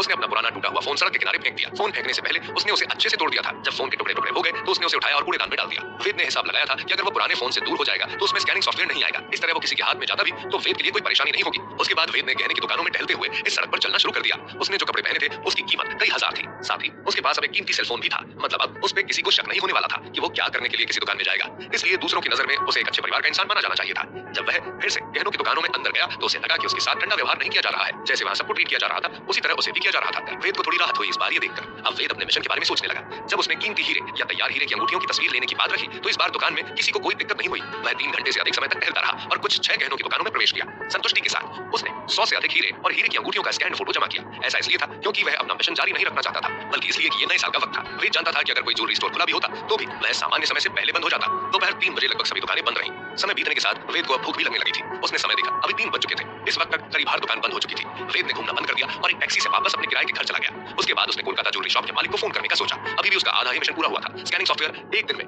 10 आइटम डाउनलोड कर सकता था। इस तरह वेद पहले महीने के तीसरे दिन तक उच्च गुणवत्ता वाले 30 हीरे डाउनलोड कर सकता था, जो जानता था कि अगर इस बार हीरो की कीमत कम भी कराई गई तो भी 30 हीरो की कीमत कम से कम 3 मिलियन से अधिक पहुंच जाएगी। वेद को यकीन नहीं था कि सुबोध भट्टाचार्य के पास इतना कैश नहीं होगा। इसलिए उसने सोचा था कि पहले ही वो फोन कर उन्हें आगाह कर दे ताकि वो सही वक्त तक पैसों का इंतजाम कर सके। बेशक वेद ने यह भी सोचा था कि अगर उसने सुबोध भट्टाचार्य को पहले ही बता दिया वह उसे हीरे का एक बैच देने जा रहा है तो हो सकता है कि सुबोध भट्टाचार्य उसे डबल क्रॉस करने की कोशिश करे। शायद वो इससे भी डरा हुआ था कि वो हीरे को जबरदस्ती अपने अंदर लेने के लिए किसी गुप्त तरीके का इस्तेमाल करे। हालांकि जब तक वेद आगे सुबोध भट्टाचार्य के साथ इस तरह का व्यापार करना चाहता था उसे अनिवार्य रूप से ऐसे खतरों का सामना करना पड़ेगा। खैर मरता क्या न करता वाली थी कहानी वेद की। अभी उसे अपने आप को लगातार मजबूत करने के लिए जितनी जल्दी हो सके उतना पैसा जमा करना था, भले ही उसे कुछ जोखिम उठाना पड़े। यह इसके लायक था। फोन 2 बार बजा और फिर कनेक्ट हो गया। सुबोध भट्टाचार्य ने वेद का नंबर रखा था, इसलिए जब कॉल कनेक्ट हुई तो उसने नरमी से कहा, नया साल मुबारक हो मिस्टर वेद। वह बॉस कब बन गया?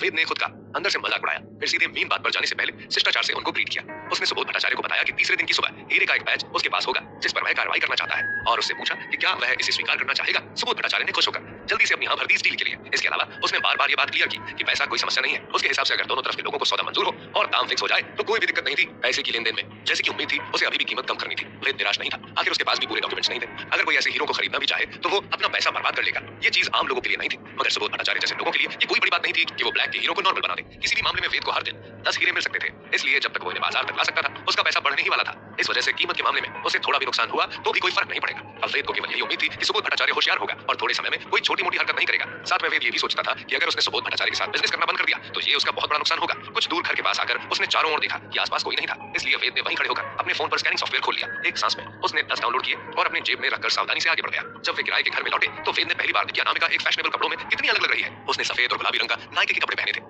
अपनी भूली हुई नीली जैकेट और काली सूती पैंट उतारने के बाद वो अब एक नए अवतार में थी। उसने थोड़े घुंघराले भूरे बालों को आराम देने के लिए चोटी में बांधा था, इससे उसकी सुंदरता और ज्यादा बढ़ गई थी। वेद अपने कपड़ों के आकर्षण के बारे में एक बार फिर से मदद नहीं कर सका।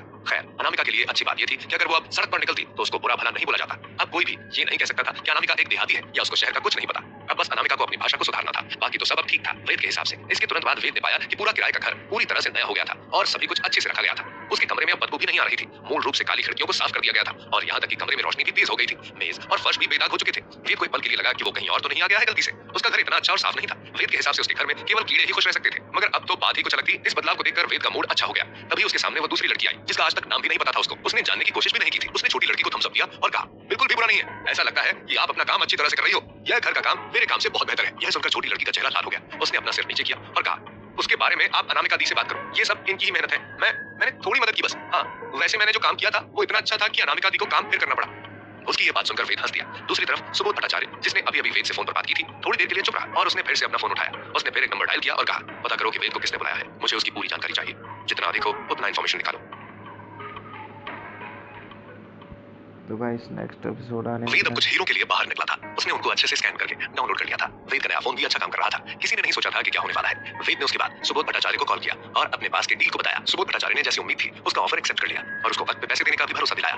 वेद को डर भी था कि अगर सुबोध भट्टाचार्य ने उसके साथ डबल क्रॉस किया तो उसकी हालत सच में बहुत बुरी हो सकती है। वेद बात करने के बाद हीरे डाउनलोड करके घर की तरफ निकल गया। घर का माहौल देख वो बहुत खुश था। घर पहले से साफ और सुंदर लग रहा था। वेद ने ये महसूस किया कि क्यों घर को लड़कियां अच्छे से चला सकती हैं। पलक झपकते ही नए साल के तीसरे दिन की सुबह हो गई। वेद अपनी गहरी नींद से जाग गया था और अपना सिर ऊपर उठाकर सूरज की किरण को महसूस कर रहा था। ये पर्दे के हिलने से कमरे में दाखिल हो रही थी। वेद ने इन 2 दिनों में दर्द और खुशी दोनों महसूस किया था। 2 युवा और सुंदर लड़कियों के साथ एक ही कमरे में होने के कारण यह कुछ ऐसा था जिसके लिए अधिकांश अविवाहित लोग तरसते होंगे, लेकिन उस तक नहीं पहुंच सकते थे। वेद भी बहुत खुश था। उसके घर काम का काम अब बहुत अच्छे ढंग से हो रहा था। दिन भर 2 खूबसूरत लड़कियों को अपने आसपास देखकर भले ही वह कुछ और न कर सके, बस उन्हें देखना ही अभी उसके लिए काफी था। मर्दों को अटेंशन बहुत अच्छा लगता है और यहाँ वेद को मिल रहा था अटेंशन। वो भी अगर 2 लड़कियों से मिले तो बात ही क्या थी। लेकिन इस आनंद का एक दूसरा कड़वा हिस्सा भी था। लड़कियों के रहते वेद केवल फर्श पर ही लेट सकता था। सर्दियों के बीच में ठंडी जमीन पर सोना बहुत मुश्किल था। साथ में जमीन पर सोने से वेद के शरीर में कुछ अकड़न भी आ गई थी। इसके अलावा क्योंकि कमरा छोटा था, वेद ने बिस्तर के पास ही एक बिस्तर बनाया था, जिसके कारण जब भी कोई लड़की रात को नींद में बाथरूम जाना पड़ता था तो उनका शिकार वेद होता था। नहीं, वेद को इन 2 रातों में कुल 6-7 बार कुछ लग गया था। वो कुछ कर भी नहीं सकता था। एक रात तो हद हो गई जब अनामिका ने गलती से अपना पैर वेद के चेहरे पर रख दिया था। वेद को शायद अब उम्र भर के लिए महिला की शक्ति का सैंपल मिल चुका था। वेद की समस्या यही नहीं खत्म होती है। कमरे में लगा बिस्तर कुछ बड़ा नहीं था। उस पर सो रही 2 लड़कियों के लिए बहुत तंग था। इसलिए जब वेद कभी-कभी आधी रात को जागता था तो उसे अक्सर अपने सामने एक सुंदर सफेद पैर लटका हुआ दिखाई देता था। वेद के लिए शायद ये एक अग्नि परीक्षा से कम कुछ नहीं था। मेनका और उर्वशी जैसे एक साथ उसकी तपस्या भंग करने आई हो। इस तरह के माहौल में यह कहना असंभव था कि वेद को लुभाया नहीं गया था। अगर इस कमरे में उसके साथ केवल अनामिका या दूसरी लड़की रहती तो बात कुछ और हो सकती थी। इन 3 रातों के बाद उसे यकीन नहीं था कि वह एक मानव भेड़िए में बदल जाएगा और लड़की को खा जाएगा। लेकिन जब उसकी तरफ से लड़कियों की संख्या 2 हो गई, वेद की तमन्ना तो बढ़ गई, मगर उसका इरादा कमजोर हो गया। जबरदस्ती कुछ हासिल नहीं कर पाएगा। आखिरकार वह अभी भी अपना चेहरा दिखाना चाहता था। उसे अपनी इमेज बहुत प्यारी थी। इंसान बेशर्म हो सकता था, मगर एक हद तक ही। अब वो इस चीज को महसूस कर रहा था कि सच में जिंदगी में लड़की का होना क्यों जरूरी है, खासकर वेद जैसे आलसी इंसान के लिए। 3 रात तक फर्श पर सोने के बाद वेद को लगा जैसे उसके शरीर की सारी हड्डियां टूटने वाली है। दिन में उसने अपने कंधों और घुटनों में भी थोड़ा दर्द महसूस किया। डिंग डोंग, जैसे ही वेद का दिमाग आधा जाग रहा था, उसने अचानक अपना फोन सुना जो कि बगल में रखा था और बज रहा था। उसने इसे देखा और तुरंत पूरे होश में आ गया। पल भर में वह पूरी तरह जाग गया। यह स्कैनिंग सॉफ्टवेयर का नोटिफिकेशन था। इसमें लिखा था कि उसका मिशन पूरा हो गया है। वेद ने जल्दी से अपना फोन खोला और स्कैनिंग सॉफ्टवेयर के पेज में प्रवेश किया। जैसी वेद को उम्मीद थी, 3 दिन का सेक्स मिशन अब पूरा दिख रहा था। वेद मदद नहीं कर सकता था, लेकिन इतना खुश हो गया कि उसके मुंह से आवाज नहीं निकल रही थी। यह आसान नहीं था। उसने आखिरकार इन पिछले 3 दिनों को सह लिया। वो सोचता है मेरे पास समय होने पर मुझे एक घर खोजना होगा। मैं आज रात इन 2 महिलाओं के साथ नहीं रह पाऊंगा, चाहे कुछ भी हो जाए। अगर आप उन्हें नहीं खा सकते हैं तो इतनी खूबसूरत महिलाओं के होने का क्या फायदा है? वेद को पहले तो हिलाया गया, लेकिन उसके बाद उसने चुपके से बिस्तर की ओर देखा। यह देखकर कि दोनों लड़कियां अभी भी गहरी नींद में सो रही हैं। उसने जल्दी से अपने फोन पर कंफर्म प्रेस किया। फोन की स्क्रीन पर एनर्जी पॉइंट +50 की सूचना दिखाई दी। इसके कुछ देर बाद 2 छोटी वस्तुओं को वेद ने हवा से आते महसूस किया। दोनों वस्तु ही उसके कंबल पर गिरी थी। उनमें से एक जीन कॉन्फ्लिक्ट इनहिबिटर था, जिसे वेद ने पहले ही एक बार इस्तेमाल किया था, और दूसरा एक पेंडेंट था जो एक नाखून के आकार का था। पेंडेंट को पिकाचू की कार्टून इमेज में बनाया गया था। हालांकि पेंडेंट की नक्काशी का कौशल बहुत खुरदुरा लग रहा था, जैसे कि यह किसी बच्चे द्वारा रबर बनाई गई हो। कोई फर्क नहीं पड़ता कि आपने इसे कैसे देखा, यह एक हाई एंड प्रोडक्ट की तरह नहीं दिखता था। वेद का मानना था कि स्कैनिंग सॉफ्टवेयर का अवार्ड कोई आम नहीं होता था, लेकिन वह लंबे समय तक इसके साथ खेलने के बाद भी पेंडेंट के बारे में कुछ खास नहीं ढूंढ पा रहा था। वेद इस पेंडेंट को देख परेशान होने लगा था। वो सोच रहा था कि जो कंपनी इतनी अच्छी स्कैनिंग सॉफ्टवेयर बना सकती है, इतने अच्छे रिवॉर्ड्स दे सकती है, तो फिर क्यों नहीं वो एक यूजर मैनुअल देती? स्कैनिंग सॉफ्टवेयर के रिवॉर्ड को समझना बहुत मुश्किल होता था। कुछ और देर उस पेंडेंट को देखने के बाद भी वेद समझ नहीं पाया कि उसका इस्तेमाल कैसे करना है। आखिर में थककर वेद ने फैसला किया कि वो इसे बाद में समझने की कोशिश करेगा। क्योंकि यह चीज एक पेंडेंट थी, इसलिए इसे इस्तेमाल करने का सही तरीका वेद के मुताबिक उसके गले में होना चाहिए था। वेद को याद था कि पिछले मिशन का इनाम भी फालतू लग रहा था, मगर आखिर में उस गोली ने किसी की जान बचाई थी। यह सिर्फ इतना था कि उसका रिजल्ट आउटस्टैंडिंग था। अब जब उसके पास जीन कॉन्फ्लिक्ट इनहिबिटर था, वह केवल अपने हाथों से हीरे बेच सकता था। दरअसल इन 2 दिनों में वेद जंगल और चिड़ियाघर भी गया था। उसने कई प्रजातियों के सैंपल को स्कैन करने के लिए स्कैनिंग सॉफ्टवेयर का इस्तेमाल किया था। इस प्रक्रिया में उसने पाया कि स्कैनिंग सॉफ्टवेयर अभी भी केवल छोटी मात्रा और वजन को स्कैन करने में सक्षम है। शेर, बाघ और यहाँ तक कि चिड़ियाघर में कुछ बड़े पेड़ भी दिखाई देते हैं। जब वह अपने स्कैन बॉक्स को उन पर निशाना बनाता, लक्ष्य स्कैन करने के लिए बहुत बड़ा है, ये मैसेज आता, और वेद को उसे बदलना पड़ता था। जहाँ तक छोटे जानवरों और पौधों की बात है, जिन्हें वह स्कैन करने में सक्षम थे, भले ही उनके पास म्यूटेंट जीन की प्रजातियां हों, उनमें से ज्यादातर 1 स्टार लेवल के जीन थे। अब तक दिल चट्टे के जीन वास्तव में सबसे उन्नत जीन थे, जिसे वेद ने खोजा था। चींटियों के अलावा जीन की कोई अन्य प्रजाति नहीं थी जिसमें ताकत हो। इसके अलावा वेद ने पहले ही 6 अलग-अलग प्रकार की चींटियों को स्कैन किया था। हालांकि ये चींटियां अलग-अलग नस्लों की थी, लेकिन इन सभी की जेनेटिक फीचर्स एक जैसी थी। अभी यह कहा जा सकता है कि वेद के पास कोई और चारा नहीं था। अगर वह थोड़े समय में अपनी ताकत बढ़ाना चाहता था, तो वह केवल चींटी के जीन के साथ फ्यूज कर सकता था। सुबह 9 बजे 2 लड़कियों के साथ सादा भोजन करने के बाद वेद ने एक कपड़े का थैला लिया और बाहर चला गया। कपड़े के थैले में कुल 30 हीरे थे। इनमें से प्रत्येक हीरा 3.5 कैरेट से अधिक का था, और 5 कैरेट से ऊपर के हीरों की संख्या 12 जितनी थी। हीरे के इस बैग की गुणवत्ता पिछली बार की तुलना में काफी अधिक थी। भले ही पिछली बार सबूत के अनुसार इन हीरों की कीमत लगभग 4 मिलियन होनी चाहिए थी। वेद को अभी दिया सेन गुप्ता के हिसाब से उसके चचेरे भाई की तलाश करने के लिए, उसे रिपोर्ट करने के लिए आज 9:30 बजे ईस्ट मॉर्निंग ग्रुप के ऑफिस जाना था। वेद को इसी वक्त कोलकाता ज्वेलरी शॉप में भी जाना था। वेद डर रहा था कि वो समय पर ईस्ट मॉर्निंग ग्रुप में नहीं पहुंच पाएगा। इसके अलावा जहां तक कि वह ईस्ट मॉर्निंग ग्रुप में काम करने जा रहा था या नहीं, वेद एक बार फिर हिल गया। अगर वह आज सफलतापूर्वक 4 मिलियन कमा सकता है, तो क्या उसे वास्तव में किसी और का अंगरक्षक या ठग बनने की आवश्यकता होगी क्या? एक व्यक्ति जो आसानी से कुछ मिलियन कमा सकता है, तो सेकंड ऑप्शन को देखना ही क्यों? मगर वेद को अपनी जबान की कीमत भी चुकानी थी। उसने दिया से वादा किया था कि वो वहां जरूर जाएगा। अब वो बहुत बुरी तरह कंफ्यूज हो रहा था।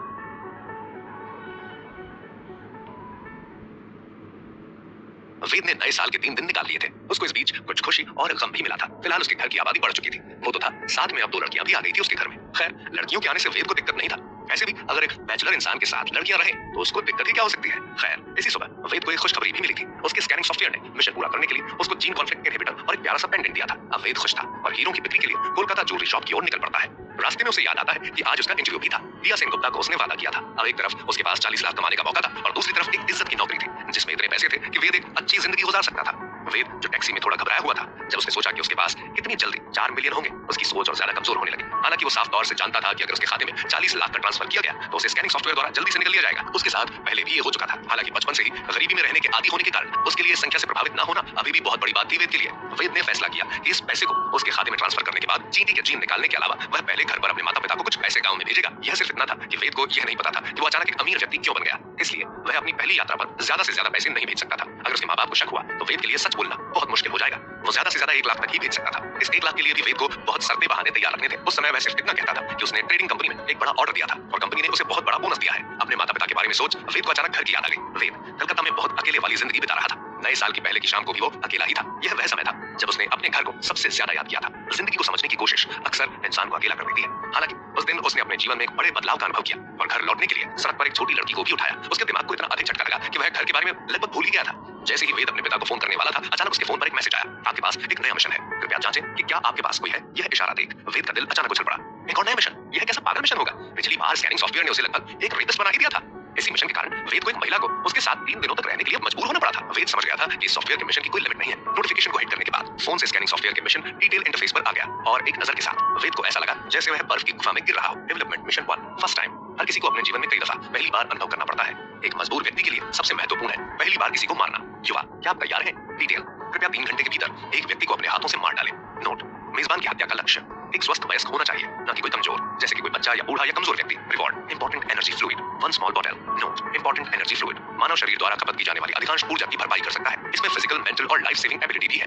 Energy point 1000। फेलियर पेनल्टी, मेजबान ने जिस जीन कॉन्फ्लिक्ट इनहिबिटर का इस्तेमाल किया है, उसका असर खत्म हो जाएगा। इस स्कैनिंग सॉफ्टवेयर का मिशन मुझे मौत के घाट उतार कर ही रहेगा। इतना कहते कहते वेद की आंखें लाल हो गई। इस बार बार यह पता चला कि उसने वास्तव में वेद को हत्या का हुक्म दिया था। किसी को मारना बहुत बड़ी बात होती है। मिशन के लिए सभी डिटेल्स को देखने के बाद वेद की हालत खराब होने लगी। वेद एक कानूनी समाज में पला बड़ा था और कुछ बेसिक या जनरल मॉरल उसमें था। यही नहीं, उनकी जड़ बहुत अंदर तक थी। हालांकि वह सुपरमैन की तरह बनने के लिए काफी मजबूर होना चाहता था, लेकिन जब लोगों को मारने की बात आई तब भी उसने सहज रूप से ऐसा करने से इनकार कर दिया। अब ये मिशन उसके समझ के परे था। क्या इस सॉफ्टवेयर को उसे करने की यही कीमत थी? अगर यह एक ऑप्शनल मिशन होता तो वेद इस पर विचार भी नहीं करता और सीधे इसे अनदेखा कर देता। लेकिन समस्या यह है, यह एक मस्ट डू वाला मिशन था। उसके पास कोई ऑप्शन नहीं था। इसके साथ समय सीमा अभी भी बहुत कम थी, 3 घंटे। उसे यह खोज 3 घंटे में पूरी करनी थी, नहीं तो वेद को इसकी वो कीमत चुकानी पड़ती जो कि सजा से कम नहीं थी। वेद उसे सजा को एक्सेप्ट नहीं कर सकता था। उसने पहले ग्रे मकड़ी के जीन के भयानक असर को देखा था। इसके अलावा जिस चीज ने उसे परेशान किया था वो था उसका वो भूत जैसा रूप। वो ठीक भी हुआ था उस जीन कॉन्फ्लिक्ट इनहिबिटर के कारण। इस चीज को लेने के बाद फ्यूजन के सारे असर खत्म हो गए थे और वेद को उसका पुराना रूप मिल गया था। अब उसे यह पहली खोज पूरी नहीं की और उसके शरीर में जीन कॉन्फ्लिक्ट इनहिबिटर का असर खत्म हो गया तो क्या होगा? अगर यह वास्तव में ऐसा होता तो वेद अन्य लोगों की अजब और भयावह निगाहों का सामना करने का साहस करने के बजाय मरना पसंद करता। खैर, वेद तो उस वक्त भी मरना चाहता है। जो भी हो, वेद खुद भी इंसान था और वो किसी की जान मुफ्त में नहीं ले सकता था कि वह इतने ठंडे खून वाला भी कभी बन सकता है। उसे क्या करना चाहिए? वेद मदद नहीं कर सका, लेकिन खेद महसूस कर रहा था। अगर उसे उस दिन पछतावा हुआ तो उसे स्कैनिंग सॉफ्टवेयर को अपग्रेड करने के लिए 10 लाख खर्च करने की जरूरत क्यों पड़ी? शायद ऐसा इसलिए था क्योंकि सर्च रिलीज फंक्शन सिर्फ सॉफ्टवेयर के अपग्रेड होने के बाद दिखाई दे सकता था। अगर उसने सॉफ्टवेयर को अपडेट नहीं किया होता तो आज शायद वेद को ये दिन नहीं देखना पड़ता। अगर वो ये सब नहीं करता तो हो सकता है आज उसके पास 10 लाख होते। उन पैसों से वो अपनी जिंदगी सुधार सकता था, मगर लालच में फंसकर आज वो मरने या मारने वाली जगह पर खड़ा था। दुर्भाग्य से इस दुनिया में अफसोस की कोई दवा नहीं थी, इसलिए वेद को कितना भी पछतावा हो वह बेकार ही था। वह लोगों को मारना नहीं चाहता था, हालांकि वह राक्षस भी नहीं बनना चाहता था। यह उसे क्या करना चाहिए? वेद ने अपने फोन को फेंकने के लिए अपने आवेग को दबा दिया और पढ़ा। फिर से ध्यान से खोजा, फिर उसकी आंखें अचानक चमक उठी। उसने पढ़ा कि इसमें लिखा था कि पहले की जीन कॉन्फ्लिक्ट इनहिबिटर का सार कम हो जाएगा और वेद के पास तो जीन कॉन्फ्लिक्ट इनहिबिटर की दूसरी बोतल थी जो एक सुबह उसे मिली थी। यानी अगर वो मिशन को नहीं भी करता तो बचने की उम्मीद थी। यह सोचकर वेद को अचानक लगा कि वह जमीन पे जीवन में वापस आ गया है। हालांकि जीन कॉन्फ्लिक्ट इनहिबिटर एक कीमती वस्तु थी। अगर उसने जीन कॉन्फ्लिक्ट इनहिबिटर की एक बोतल को बर्बाद कर दिया तो वह अब चींटी के जीन को यूज नहीं कर पाएगा। उस तरह की अजीब भावना की तुलना में वेद का खूनी न बनना उसके लिए ज्यादा खुशी की बात थी। वेद को दिक्कत नहीं थी, काफी मजबूत होना चाहता था। वेद उस सजा को एक्सेप्ट नहीं कर सकता था। अधिक से अधिक वह सिर्फ मजबूत बनने का अवसर खो देगा। लेकिन हालांकि वेद को राहत मिली थी, लेकिन वह वास्तव में तनाव मुक्त अभी भी नहीं हुआ था। क्योंकि अगर आज उसको ऐसा मिशन मिला जिसमें एक आदमी की जान लेनी थी, मगर कल के दिन में अगर टेररिस्ट ही बनने को बोल दे तो वेद क्या कर लेगा? वह जानता था कि वो बस अभी के लिए बचा है, आगे पता नहीं क्या होगा। अगर उसने अपना फोन अभी फेंक दिया और उसे फिर कभी नहीं छुआ, इस तरह उसे नहीं पता था कि क्या वह स्कैनिंग सॉफ्टवेयर की छाया से छुटकारा ले पाएगा या नहीं। वेद के लिए सबसे बड़ी मुसीबत थी कि वो किसी से कोई मदद नहीं मांग सकता था, न ही इंसान से और न ही भगवान से। इस स्कैनिंग सॉफ्टवेयर के बारे में किसी को पता नहीं था। वेद ने इससे जो कुछ भी किया था वो सब सिर्फ वो ही जानता था। सबसे बड़ी बात ये थी कि सॉफ्टवेयर का ओरिजिन भी उसको पता नहीं था। अगर ऐसा होता तो शायद वेद जान पाता कि वो इस अजीब मिशन के चक्कर से कैसे बच सकता है। 4 रोज से 24 घंटे वेद ने सॉफ्टवेयर को दिया था। हालांकि वेद को भी कुछ मिला था इस सॉफ्टवेयर से, मगर ये जितना महंगा रहा था वो बहुत ज्यादा था। शायद वेद इतना देने के लिए तैयार नहीं था। इन सब के बीच वेद ये भूल चुका था कि उसे दिया सेन गुप्ता के भाई से भी मिलना है। खैर, बात जब मौत और जिंदगी की हो तो अक्सर लोगों की सोच गहरी हो जाती है। वेद भी अभी इसी गहराई में था। इतना सोचते सोचते वेद अब कोलकाता ज्वेलरी शॉप के सामने आ गया था। वो खुद इतना खोया था कि टैक्सी ड्राइवर को उसे बताना पड़ा कि उसकी मंजिल आ गई है। आज नए साल का तीसरा दिन था। वेद को आज 2 काम खत्म करने थे। एक तो सुबोध भट्टाचार्य से मिलना था जो कि कोलकाता ज्वेलरी स्टोर के मालिक थे, और दूसरा दिया सेन गुप्ता के भाई से भी मिलना था। इन सब के वेद ज्यादा परेशान था क्योंकि उसके सॉफ्टवेयर पर जो मिशन दिख रहा था वो उसे बहुत परेशान कर रहा था। अब हालत यहाँ तक था कि उसे किसी की जान देनी थी। इस बात के लिए वेद कभी तैयार नहीं होता और वो था भी नहीं। खैर, उसे डर था कि अगर अभी ऐसे मिशन दिए जा रहे हैं तो पता नहीं आगे क्या होगा। इसी डर और कंफ्यूजन के साथ वेद कोलकाता ज्वेलरी पहुंच गया। अपना भारी कदम और बोझिल मन के साथ दुकान के अंदर गया। हालांकि उसके पास आज करीब 40 लाख का सौदा था, मगर उत्साह और हंसी उसके चेहरे से गायब थी। उसने आज सीधा सुबोध के ऑफिस की तरफ रुख कर लिया जो ऊपर का कमरा था। वेद को देख सुबोध को कोई हैरानी नहीं हुई। हेलो मिस्टर वेद, मैं आपका ही इंतजार कर रहा था। सुबोध ने वेद को सोफे की तरफ आने का इशारा करते हुए बोला। सोफा कमरे में दाहिने हाथ पर था। हालांकि वेद का मूड खराब था, मगर उसने चालाकी दिखाई और खुद को नॉर्मल ही दिखाया। वो नहीं चाहता था कि सुबोध को शक हो। वेद अभी भी अपने प्लान को फॉलो कर रहा था। वेद के बैठने के बाद सुबोध ने 2 कॉफी का ऑर्डर दिया। वेद ने केवल एक नजर डाली और कॉफी को नहीं छुआ।